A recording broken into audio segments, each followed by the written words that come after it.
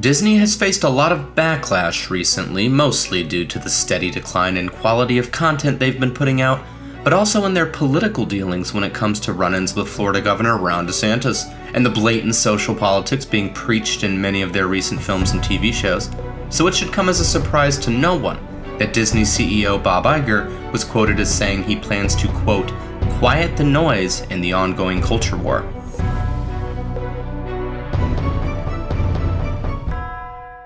Disney isn't doing so well for a number of reasons at the moment. You've got Disney Plus, while being the second most subscribed streaming service out there, is still losing money hand over fist.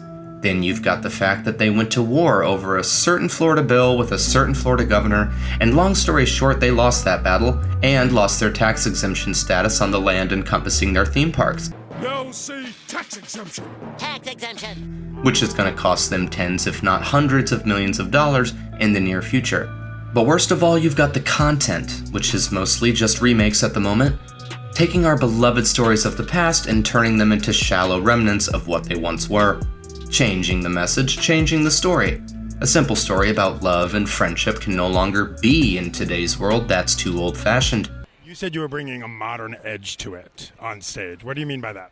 I just mean that it's no longer 1937, and we absolutely wrote a Snow White that is... She's not going to be saved by the prince. She's not going to be saved by the prince, and she's not going to be dreaming about true love.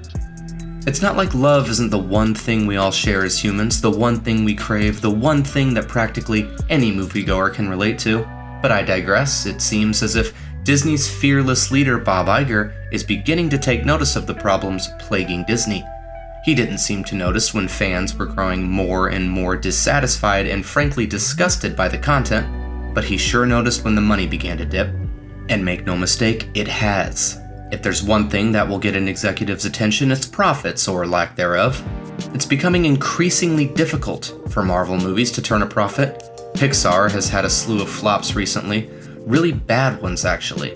Save the surprise sort of hit but not really Elemental, actually not a bad movie. But Lightyear, Turning Red, Strange World, all bombs. As I stated earlier, Disney Plus hasn't turned a profit since it came online, and the shows are lucky if they top 1 million viewers, which a number of my favorite YouTubers get in a day. It seems as if Iger is beginning to figure this out.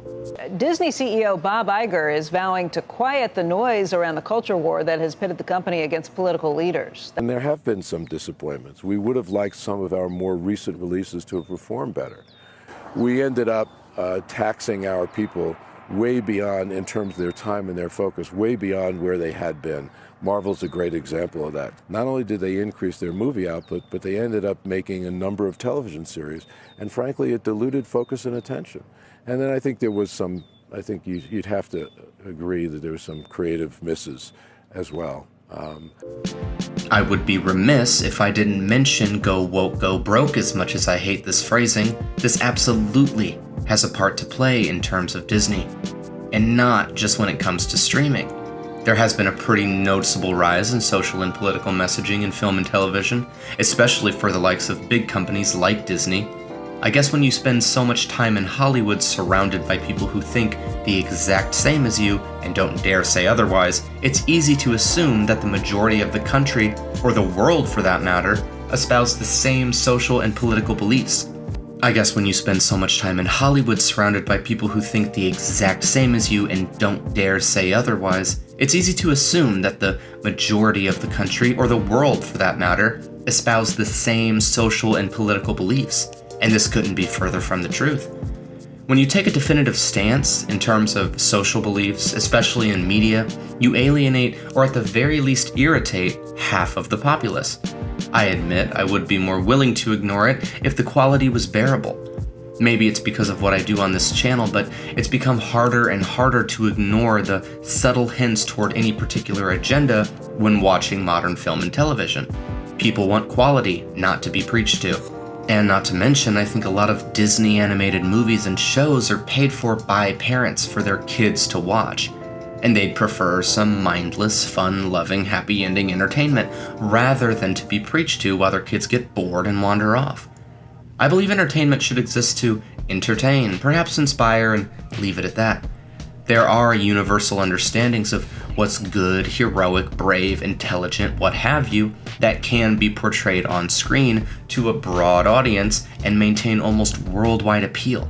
But when you start to preach at people what they should think, feel, be, it gets exhausting, and Disney as of late isn't keeping it subtle enough to ignore.